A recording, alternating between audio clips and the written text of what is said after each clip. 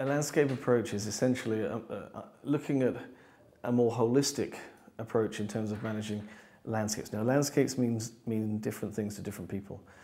And the many disciplines have talked about landscapes, disciplines of art, philosophy, anthropology. We talk about and think about landscapes in different ways, but in the forestry and development sector, we're talking about landscapes as pretty much as geographical entities that are influenced by the externalities that surround them, but also the internalities that affect them. So, for example, if a logging concession inside a landscape is operating unsustainably, that has an impact within the wider landscape.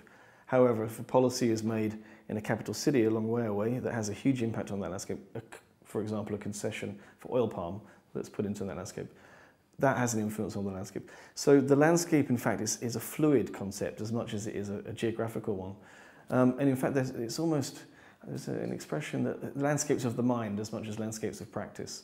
And we're basically trying to understand how does a manager get up every day and think about his or her landscape.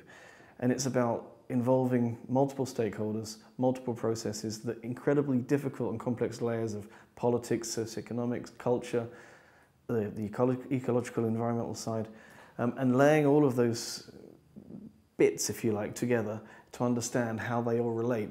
And without doing that, we're reduced to those silo mentalities. And why is it important now? It's because of the need to integrate agriculture and the environment. And traditionally, these have been segregated to such an extent that they're affecting each other badly. So we're providing empirical evidence to show both ways, to show how important forests and trees are for agriculture, but also how agriculture can complement production systems within multifunctional landscapes. So we don't think about agriculture as fields of wheat and barley. We think of agriculture in terms of small-scale farmers who are growing a diversity of crops. Those cropping systems are more resilient because they're in landscapes that have a diversity of ecosystems and social systems as well.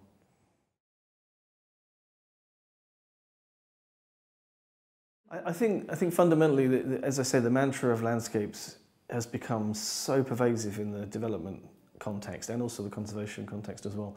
I would like people to really understand what that means. And it's not just about, as I say, providing a definition, it's about embracing. I trained as a biophysical scientist, but I have also did a PhD in anthropology. So I can get a sense of why anthropological issues are important for the environmental issues within a particular landscape. And I think that's a message we need to get across. That multidisciplinarity, the interdisciplinarity of thinking that requires a much more nuanced thinking about the way that landscapes interact. And that landscape as an umbrella term really does encompass pretty much everything we do at C4 because we operate on that scale.